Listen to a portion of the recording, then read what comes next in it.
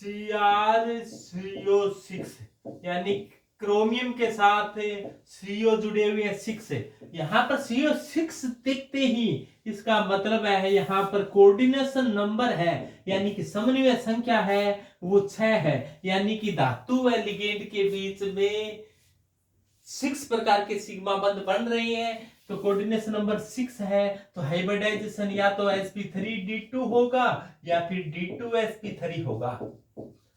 और ये अपने बता दें कि सामान्यतः अपने पढ़ रही हैं NiCO4 पढ़ा है, FeCO5 पढ़ा और CrCO6 पढ़ा। इसके अंदर अपने ये जो लास्ट जो पहले डी वाले हाइब्रिडाइजेशन आ रहा है, तो इसको ध्यान देना कि पहले वाला हाइब्रिडाइजेशन आ रहा है। फिर भी अपने को निकालने का तरीका आना चाहिए। सबसे पहले आपको समन्वय संख्या देखनी है और समन्वय संख्या के आधार पर हाइब्रिडाइजेशन कैसा होता है। उसके बाद के अंदर आपको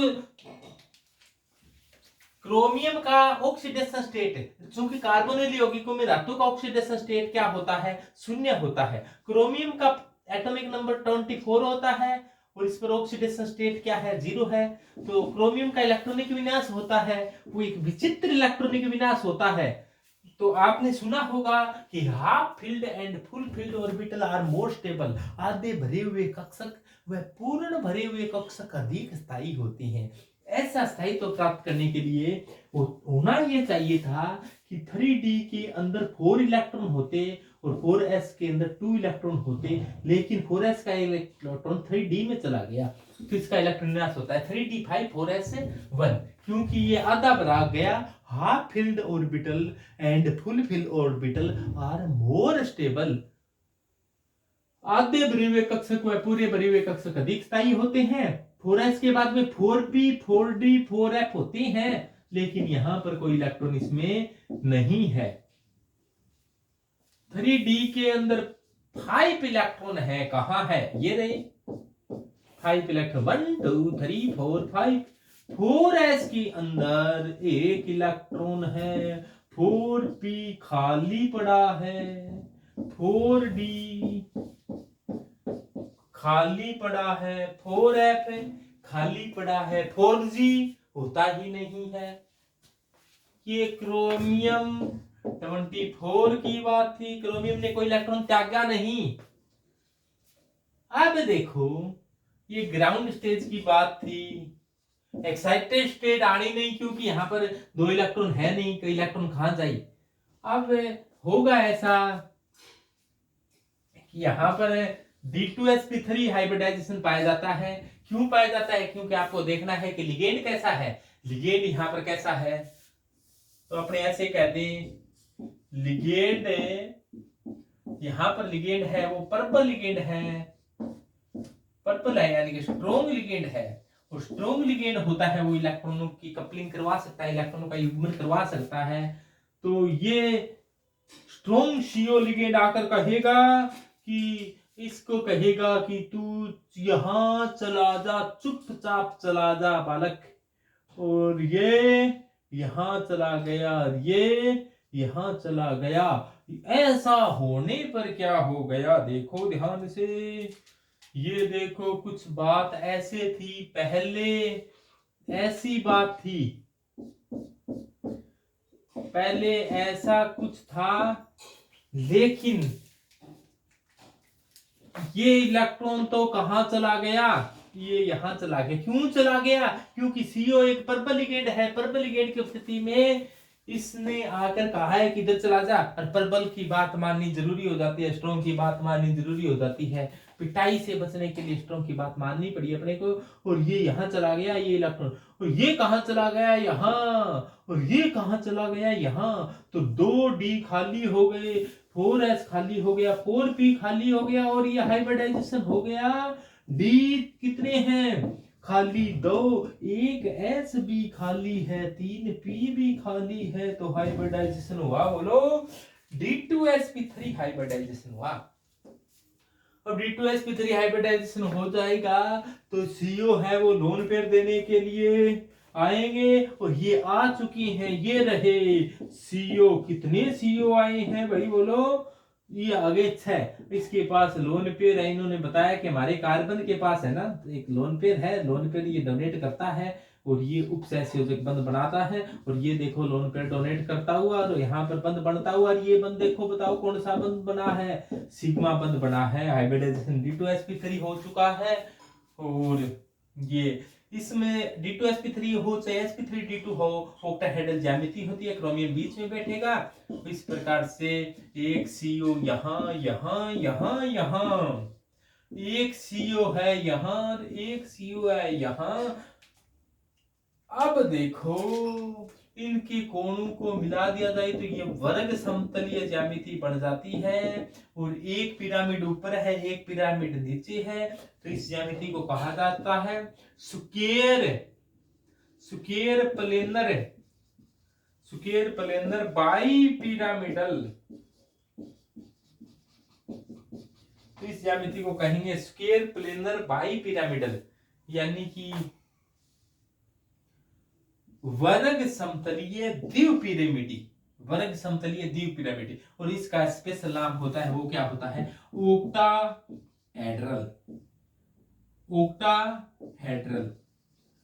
ओक्टाहेड्रल कह दो, इसको स्क्वायर प्लेनर बाई पिरामिडल कह दो, एक ही बात है। स्क्वायर प्लेनर बाई पिरामिडल को ओक्टाहेड्रल कहा जाता है। सभी कोण 90 डिग्री के हैं, ये भी 90 का है और ये भी क्या है, 90 का है। 90 डिग्री के कोणों की संख्या 12 होती है, 12 90 डिग्री के एंगल होते हैं।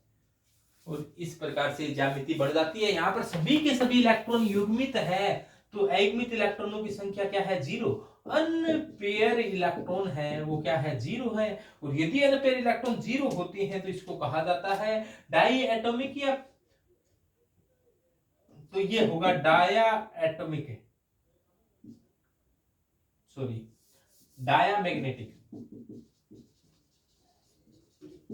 डायामैग्नेटिक होगा, यानी कि प्रतिचुंबकीय होगा। रंगीन होगा कि रंगहीन होगा, तो ये कैसा हो जाएगा, रंगहीन हो जाएगा। डायामैग्नेटिक रंगहीन यानी कि प्रतिचुंबकीय होगा। और इसका चुंबकीय गुण है वो स्पिन ओनली फॉर्मूले से ज्ञात करेंगे। स्पिन ओनली फॉर्मूला होता है Nn+2 का अंडररूट, और ये आता है बोहर मैग्नेटोन में। और n का मान आ जाएगा 0, तो 0+2 और इसका मान आ जाएगा 0, तो म्यू का मान आ गया 0, यानी कि इसकी चुंबकीय गुण का मान आ गया 0। तो ये प्रतिचुंबकीय है, रंगहीन है। ये पुरानी कॉन्सेप्ट से आपको बताया। नई कॉन्सेप्ट क्या कहती है इसके बारे में, तो बताओ यहां तक। तो देखो मॉडर्न कॉन्सेप्ट के अनुसार से क्या होगा, ध्यान से देखो। मॉडर्न कॉन्सेप्ट ये प्रबल दुर्बल लिगेंड को कुछ नहीं मानता। मॉडर्न कॉन्सेप्ट ये कहता है कि बैक बॉन्डिंग होती है कार्बोनिल कंपाउंड में, और इस प्रकार की बैक बॉन्डिंग को कहा जाता है MLCT, metal to ligand charge transfer होता है। और metal to ligand charge transfer होने से एक विचित्र घटना घटती है। वो विचित्र घटना क्या है, इसी के बारे में अभी विचार करते हैं अपने। कि Cr4 है 24 नंबर परमाणु क्रमांक के बारे में। ये युग्मन आगमन कुछ नहीं हुआ, और ये वही बात है 1 2 3 4 5, और यहां पर बैठा है ऐसे, और ये इस प्रकार से है, कुछ इस पर ये बातें इस प्रकार से है, यानी कि 3D की बात है, 4S की बात है, 4P की बात है, और 4D की बात है। देखो यहां पर अब CO आ गया संख्या में 1 2 3 4 5 6। इसके पास लोन पेयर था, वो डोनेट करता हुआ, लोन पेयर डोनेट करता हुआ, वो 3 लोन पेयर डोनेट, चौथा लोन पेयर डोनेट करना चाह रहा है ये, लेकिन चौथा लोन पेयर लेने के लिए कोई राजी नहीं है। चौथा लोन पेयर लेने के लिए कोई राजी नहीं हुआ। क्या हुआ, इसने कहा भी एक तो मेरे पास है, एक इलेक्ट्रॉन हम ले सकते हैं। एक ले लिया, एक ले लिया, एक ले लिया। अब ये एक इलेक्ट्रॉन देने के लिए इसको यहां तक पहुंचना पड़ा, एक इलेक्ट्रॉन देने के लिए इसको यहां तक पहुंचना पड़ा, और एक इलेक्ट्रॉन देने के लिए इसको यहां तक पहुंचना पड़ा। तब जाकर ये बात हुई। तो इसमें 3 जो सिग्मा बंध बने हैं, और 3 ये सिग्मा है। इन 3 सिग्मा के साथ साथ एक पाई बैक बॉन्ड भी बना है, यानी पाई बंध भी बना है, द्विबंध के रूप में दर्शाया गया है। 4D है, उन्होंने आगे पार्टिसिपेट नहीं किया गया है यहाँ पर। और देखो क्रोमियम आया, बीच में बैठ गया, अष्टफल की ज्यामिति बननी है, बन ये वर्ग समतलीय ज्यामिति थी। लेकिन देखो 3 बंध तो सिग्मा ही है, 3 बंध तो ऐसे हैं कि ट्रिपल बंध से जुड़ा हुआ है, ट्रिपल बंध से जुड़ा हुआ है, ट्रिपल बंध से जुड़ा हुआ है। 3 में क्या है, एक सिग्मा है, एक पाई है, और इस प्रकार से बंध बन गया है। और ये पाई क्या है, पाई बैक बॉन्ड ही है ये, और कुछ नहीं है, यही है वो पाई बैक बॉन्ड। और ये देखो यहाँ पर, और ये देखो, ये लो, और ये देखो यहाँ पर, और ये लो, ये लो। तो इस प्रकार से आपको इस प्रकार से 3 सिग्मा 3 पाई बन गए हैं। वो ये ऑक्टाहेड्रल की ज्यामिति है ये। और ये 3 बंध है वो आसानी से पृथक हो सकते हैं, लेकिन 2 बंध द्विबंध से जुड़े होने के कारण आसानी से इनको पृथक करना आसान काम नहीं है, बड़ा मुश्किल काम है। तो क्या हुआ है, देखो CrCO6 में यहाँ पर बंध दर्शा दिए गए हैं, 3 पाई बंध बने हैं, पाई बैक बॉन्डिंग बनी है। पाई बैक बॉन्डिंग के बारे में सबको विदित हो गया। तो पाई बैक बॉन्ड कैसे बनते हैं, थोड़ा सा एक बार फिर से समझो कि बात कैसे है। कि मेटल के पास कुछ भरे हुए कक्षक होते हैं, साथ में कुछ खाली कक्षक भी होते हैं। ये भरे हुए हैं और ये क्या है, खाली भी है। लिगेंड के पास है वो कुछ खाली कक्षक है, और साथ में क्या है, कुछ भरे हुए भी हैं, और ये भरा हुआ ये रहा। इस भरे हुए कक्षक से तो इस प्रकार से इसने लोन पे डोनेट कर दिया, तो खाली कक्षकों को मेटल लोन पे डोनेट करता है इस प्रकार से वापिस से। इसको क्या कहा जाता है, पाई बैक बॉन्ड कहा जाता है। और ये बैक बॉन्ड यहाँ पर बनना आपको समझा दिया गया है। तो इस प्रकार से कार्बोनिल कंपाउंड में बैक बॉन्डिंग पाई जाती है, जो बहुत ही अच्छी प्रकार की बैक बॉन्डिंग है। इसको क्या कहा जाता है, MLCT। ये कौन सी सिटी है, MLCT है, यानी कि metal to ligand charge transfer हुआ है यहाँ पर।